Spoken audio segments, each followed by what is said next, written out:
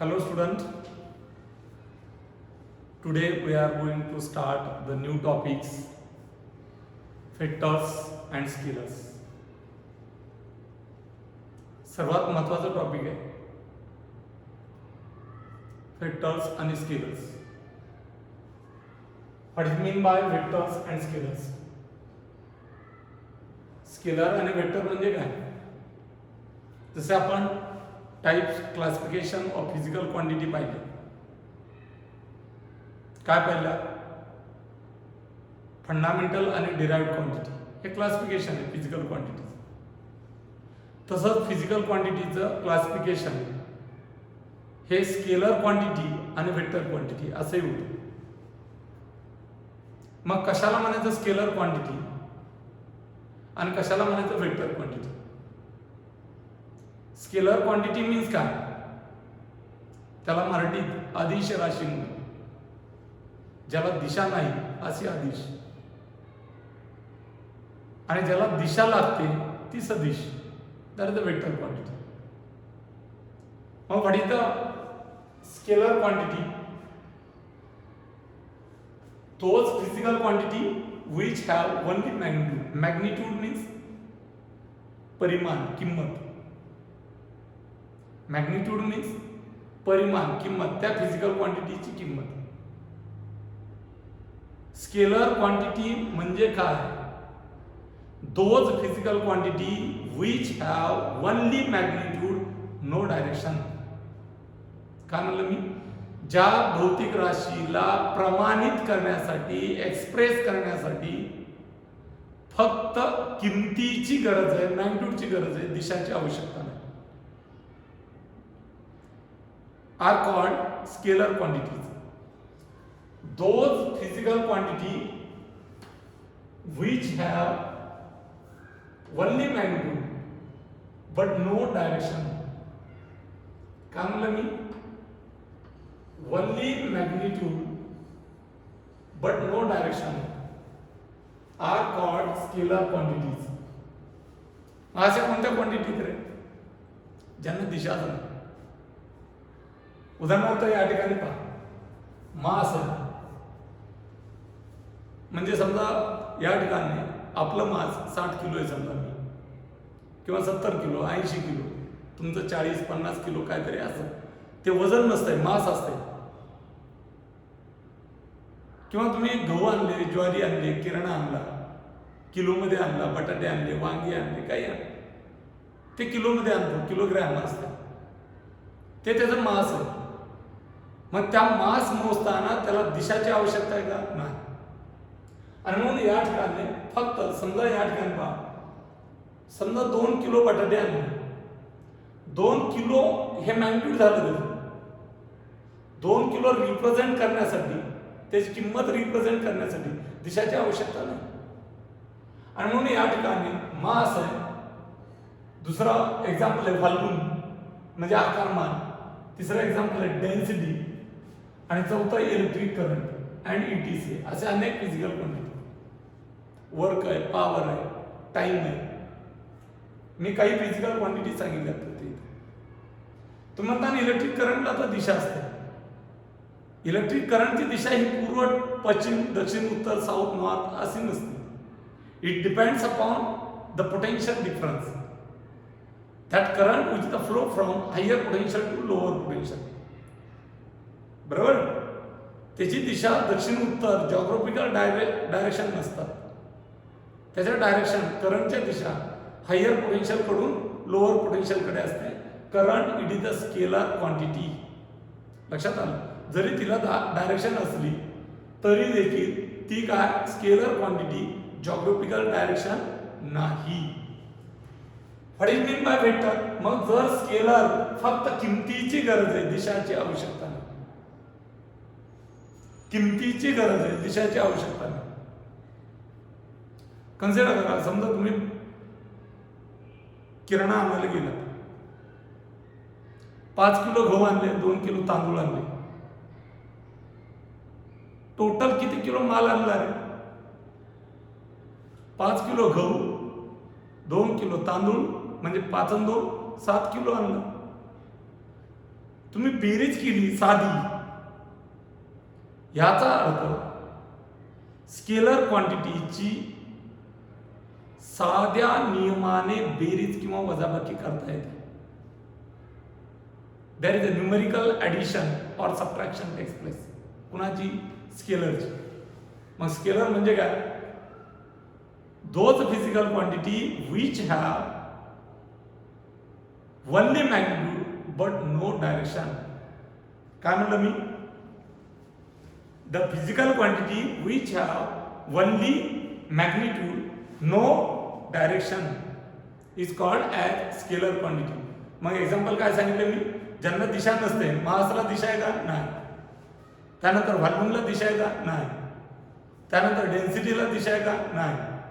Electric करंटला दिशा आहे का? Yes. But it is depends upon potential difference, higher potential to lower potential. It is the scalar quantity. तरी देखील scalar. There is no geographical direction, right? असे वर्कला दिशा आहे का? नाही. पॉवरला दिशा आहे का? नाही. टाइमला दिशा आहे का? नाही. सकाळचे 8 वाजले, 9 वाजले, 10 वाजले. घड्याळात पाहिला टाइम कळतो आपल्याला.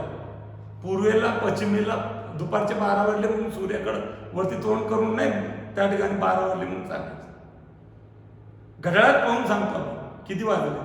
मग टाइम सांगताना डायरेक्शनची आवश्यकता आहे का? नाही. याचा earth time it also with scalar quantity. आणि म्हणून या ठिकाणी ज्या फिजिकल क्वांटिटीला फक्त किमतीची गरज असते, डायरेक्शनची गरज नसते, त्या फिजिकल क्वांटिटीला आपण स्केलर क्वांटिटी म्हणतो. स्केलर क्वांटिटीची साध्या पद्धतीने न्यूमेरिकल ॲडिशन किंवा सबट्रॅक्शन करता येते. Then next point, what is the vector quantity? Vector quantity means काय? The physical quantity which have magnitude as well as direction. ज्या भौतिक राशींना परिमाण आणि दिशा, किंमत आणि दिशा, मॅग्निट्यूड आणि डायरेक्शन या दोन्हीची आवश्यकता असते, तिला वेक्टर क्वांटिटी म्हणायचं, सदिश राशी म्हणायचं. The physical quantity which have magnitude and direction. काय म्हणलं मी? Magnitude and direction. काय म्हटलंय मी? मॅग्निट्यूड आणि डायरेक्शन दोन्हीची गरज आहे. The physical quantity which have both magnitude and direction. या quantity obey the law of vector addition. इथं नियम आहे ॲडिशनला. स्केलर क्वांटिटीला कसलाच नियम नाही. साधी बेरीज आणि वजाबाकी ज्या पद्धतीने संख्याची करतो त्या पद्धतीने त्या ठिकाणी बेरीज किंवा वजाबाकी होते. कुणाची? स्केलर क्वांटिटीची, राईट? वेक्टरला काय म्हणतो? Obey the law of vector addition. Vector addition वेक्टरच्या बेरजेच्या नियमानुसारच या ठिकाणी बेरीज किंवा वजाबाकी करता येते. वजाबाकी सुद्धा वेक्टर ॲडिशनचा लॉ वापरला जातो, ॲडिशनचाच लॉ वापरला जातो. मी पुढे सांगणार आहे तुम्हाला लॉ ऑफ वेक्टर ॲडिशन. मग तिथं ट्रँगल लॉ आहे, पॅरलोग्राम आहे, पॉलिगॉन आहे, असे अनेक लॉ आहेत. The physical quantity which have both magnitude and direction and obey laws of vector addition are called vector quantity. मग एक्झाम्पल काय? डिस्प्लेसमेंट, विस्थापन. विस्थापनाला डायरेक्शन असते, initial to final. Linear momentum, संवेग. लिनियर मोमेंटम P बरोबर mv, संवेग, याला direction असते. लिनियर व्हेलॉसिटी याला डायरेक्शन असते. ऍक्सलरेशन डायरेक्शन असते. फोर्स डायरेक्शन असते. टॉर्क क्यू, या नवीन फिजिकल क्वांटिटीत हळूहळू कळतील तुम्हाला. टॉर्क म्हणतात TORQUE, टॉर्क क्यू. ही नवीन फिजिकल क्वांटिटी 12वीला होईल तुम्हाला. अँग्युलर व्हेलॉसिटी, अँग्युलर ऍक्सलरेशन, ह्या देखील डायरेक्शन आवश्यक आहे, त्याबरोबरच किमती आवश्यक आहे. These are the vector quantity. काय म्हणलं मी? डिस्प्लेसमेंट आहे, लिनियर व्हेलॉसिटी, लिनियर मोमेंटम है, लिनियर ऍक्सलरेशन आहे, फोर्स आहे, टॉर्क क्यू, अँग्युलर व्हेलॉसिटी आणि angular acceleration ETC. This are the vector quantity. सर्वात महत्वाचं स्केलर काय लक्षात ठेवणार, वनली किंमत, वनली मॅग्निट्यूड, नो डायरेक्शन, आणि साध्या न्यूमेरिकल ऍडिशन और subtraction takes place. Okay. Vector magnitude आणि डायरेक्शन, बोथ मॅग्निट्यूड आणि डायरेक्शन, आणि बेरीज किंवा वजाबाकी कशानुसार होती, by law of vector addition. By law of vector addition are called vector quantity. Then see here, what is the difference between scalars and vectors? Scalar आणि vector मध्ये फरक काय दोन्ही? मग या ठिकाणी scalars have only magnitude, scalars have only magnitude, vectors have both magnitude and direction. Scalars have only magnitude, फक्त किंमत, वेक्टरला मात्र दोन्ही लागतं, मॅग्निट्यूड अँड डायरेक्शन. मला सांगा स्केलर कधी चेंज होईल, स्केलर क्वांटिटी कधी चेंज होती, जर तिच्या किमतीत बदल झाला तर. काय म्हणलं मी, scalar quantity have only magnitude. मग स्केलर क्वांटिटी कधी बदलतील, जर त्यांच्या मॅग्निट्यूड मध्ये बदल झाला तर. मग या ठिकाणी they change if there is a change in a magnitude. कधी बदलतील, जर त्यांच्या किमतीत बदल झाला तर. बट वेक्टर क्वांटिटी कधी बदलतील, आयदर मीन्स पैकी, आयदर मीन्स एक तर मॅग्निट्यूड किंवा डायरेक्शन किंवा दोन्ही बदलत असेल. मग vector quantity they change either change in a magnitude और डायरेक्शन किंवा बोथ. एक तर किमतीत बदल झाला वेक्टर बदलेल, किमतीत बदल नसेल, डायरेक्शन बदलत असेल वेक्टर बदलेल, दोन्ही बदलत असेल वेक्टर बदलेल. पण स्केलर क्वांटिटी कधी बदलते, फक्त मॅग्निट्यूड मध्ये बदल झाला. आणि वेक्टर क्वांटिटी कधी बदलते, एक तर किमतीत बदल, either change in magnitude or change in direction or change in both. Okay. Then scalar quantity they can added according to ordinary laws of algebra. Ordinary law, साधे नियम बेरजेचे आणि वजाबाकीचे. But vector quantity can be added only using the special laws of vector addition. Special laws. मग special laws कोणते, तर triangle law पुढे पाहणार आहेत आपण. Triangle law of vector addition, law of parallelogram किंवा पॅरलोग्राम लॉ, आणि तिसरा law of polygon. Law of polygon हे स्पेशल लॉच्या सहाय्याने आपण बेरीज किंवा वजाबाकी करणार आहे. इथे मात्र साध्या ordinary laws of algebra. Okay. काय फरक सांगितला मी, scalar have only magnitude, vector both magnitude and direction. Scalar change कधी होतो, बाय चेंजिंग द मॅग्निट्यूड, आणि वेक्टर चेंज कधी होतो, either change in magnitude or change in direction or change in both. Scalar quantity can be added by using the ordinary laws of addition, laws of algebra. आणि vector कधी added होतात, by using the special laws such as triangle law of vector addition, law of parallelogram, law of vector addition, आणि last one there is a law of polygon. Okay. Then see here, graphical representation of vector. Graphical representation of vector. कोणतीही vector quantity कशी represent केली जाते, graphically. तर सर्वात महत्त्वाचं graphically representation of vector. कोणताही vector quantity ही बाणाने दाखवली जाते. कशाने, बाणाने. Okay.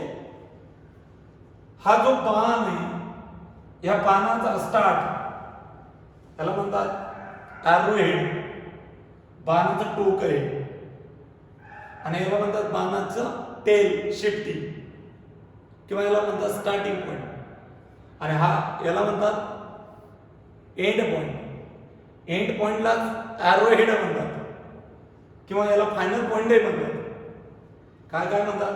Final point, arrow head, आणि या ठिकाणी एंड पॉइंट. ओके.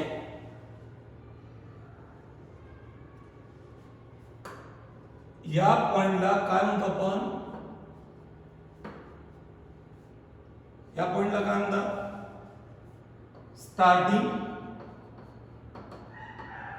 ओके. और इनिशियल और टेल, शेपटी बाणाची, आणि याला काय म्हणतात? एंड और फाइनल और हेड या ठिकाणी पहा, फेक्टर कशाने दाखवला जातो? बाणाने. फेक्टर कशाने दाखवला जातो? बाणाने. बाणाचं इनिशियल पॉइंट हा जो आहे त्याला इनिशियल पॉइंट, स्टार्टिंग किंवा टेल म्हणतात, आणि हा जो शेवटचा आहे एंड पॉइंट किंवा फायनल और हेड, त्याला ॲरो हेड म्हणतात. बाणाची लांबी त्या वेक्टर क्वांटिटीचं मॅग्निट्यूड रिप्रेझेंट होते. काय? समजा या ठिकाणी कन्सिडर करा, समजा 1 सेंटीमीटर बरोबर 5 न्यूटन दिले. स्केल आहे, काय स्केल?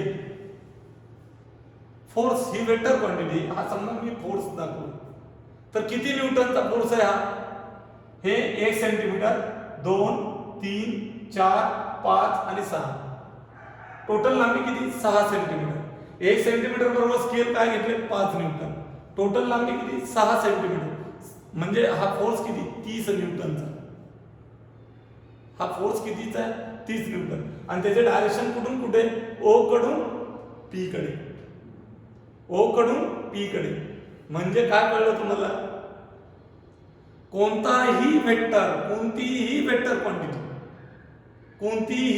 क्वांटिटी ही ग्राफिकली बाणाने दाखवली जाते. कशाने दाखवली जाते? ॲरोने. बाणाची लांबी त्या वेक्टर क्वांटिटीचं मॅग्निट्यूड रिप्रेझेंट करते. बाणाची लांबी त्या वेक्टर क्वांटिटीचं मॅग्निट्यूड रिप्रेझेंट करते, आणि हे बाणाचं टोक, arrow head, give the direction of that vector quantity. समजलं? मग या ठिकाणी पहा, a vector quantity represented by arrow, right? The length of arrow gives magnitude, and arrow head give the direction. Arrow head give the direction. हा point O is called tail or initial point. ओला काय म्हणतात? Tail और initial point. आणि point P म्हणजे हा is called head और terminal point किंवा end point किंवा फायनल पॉइंट. काय म्हणतात त्याला? टर्मिनल किंवा एंड पॉइंट किंवा फायनल पॉइंट किंवा हेड म्हणतात. मग मला सांगा, या बाणावरून कुठून कुठं चाललाय रे? ओ कडून पी कडे. मग या वेक्टरचं नाव काय? ह्या वेक्टरचं नाव अगोदर पहिला इनिशियल पॉइंट घ्यायचा, नंतरचा एंड पॉइंट घ्यायचा, आणि त्याच्या डोक्यावरती बाण द्यायचा. असा समजा असं लिहिलं, पी ओ लिहिलं, तर असा बाण नाही द्यायचा. ओ पी करेक्ट आहे का? बाण ओ कडून पी कडे तर नाही. जो इनिशियल पॉइंट आहे तोच अगोदर, फायनल पॉइंट आहे तो नंतर, आणि बाण बरोबर तुमचा इनिशियल करून फायनल कडे डोक्यावरती मारायचा. इथं उलटा बाण चालणार नाही.